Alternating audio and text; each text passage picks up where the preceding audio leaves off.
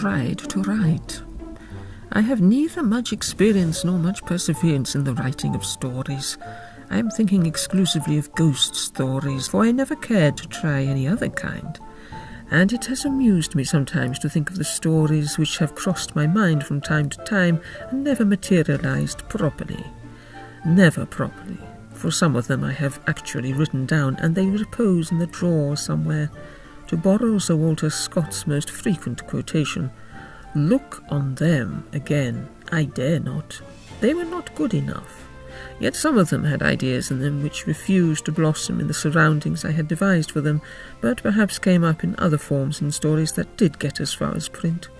Let me recall them for the benefit, so to style it, of somebody else. There was the story of a man travelling in a train in France. Facing him sat a typical French woman of mature years, with the usual moustache and a very confirmed countenance. He had nothing to read but an antiquated novel he had bought for its binding. Madame de Liechtenstein, it was called. Tired of looking out of the window and studying his vis-à-vis, he began drowsily turning the pages and paused at a conversation between two of the characters. They were discussing an acquaintance, a woman who lived in a largish house at Marcilly-le-Hayer. The house was described, and here we were coming to a point, the mysterious disappearance of the woman's husband. Her name was mentioned, and my reader couldn't help thinking he knew it in some other connection. Just then the train stopped at a country station, and the traveller with a start woke up from a doze, the book open in his hand. The woman opposite him got out, and on the label of her bag he read the name that had seemed to be in his novel. Well, he went on to Troyes, and from there he made excursions, and one of these took him, at lunchtime, to Marcilly-le-Hayer. The hotel in the Grand Place faced a three-gabled house of some pretensions. Out of it came a well-dressed woman, whom he had seen before. Conversation with the waiter. Yes, the lady was a widow, or so it was believed. At any rate, nobody knew what had become of her husband. Here, I think, we broke down. Of course, there was no such conversation in the novel as the traveller thought he had read. Then there was quite a long one about two undergraduates spending Christmas in a country house that belonged to one of them. An uncle, next heir to the estate, lived near. Plausible and learned Roman priest, living with the uncle, makes himself agreeable to the young men. Dark walks home at night after dining with the uncle. Curious disturbances as they pass through the shrubberies. Strange, shapeless tracks in the snow round the house, observed in the morning. Efforts to lure away the companion and isolate the proprietor and get him to come out after dark. Ultimate defeat and death of the priest, upon whom the familiar, balked of another victim, turns.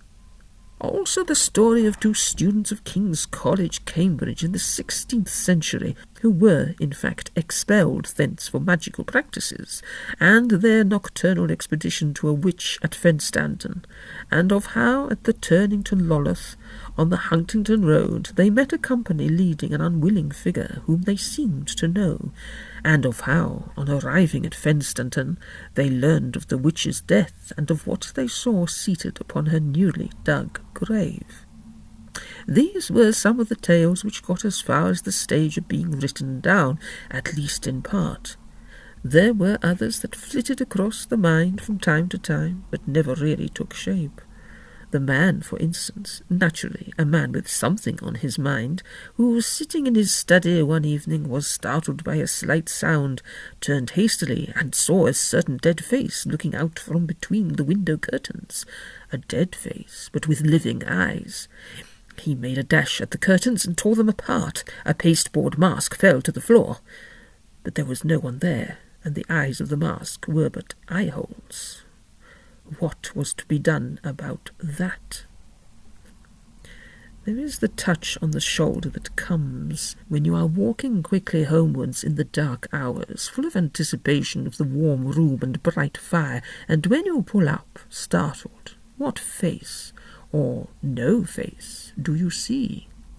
Similarly, when Mr. Badman had decided to settle the hash of Mr. Goodman, and had picked out just the right thicket by the roadside from which to fire at him, how came it exactly that when Mr. Goodman and his unexpected friend actually did pass, they found Mr. Badman weltering in the road?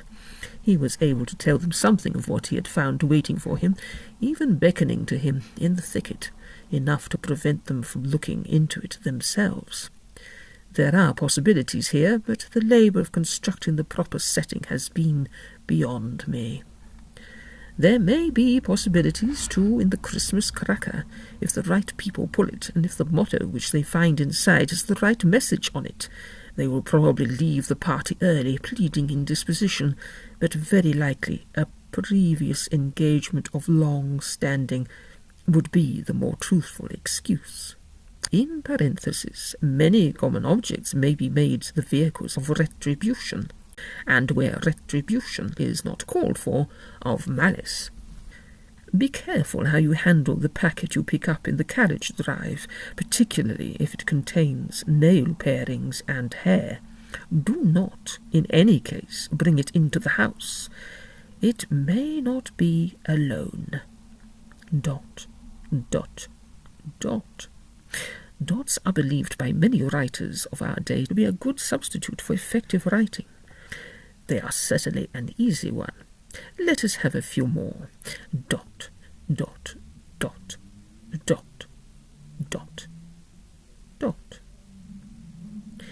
Late on Monday night, a toad came into my study, and though nothing has so far seemed to link itself with this appearance, I feel that it may not be quite prudent to brood over topics which may open the interior eye to the presence of more formidable visitants. Enough said.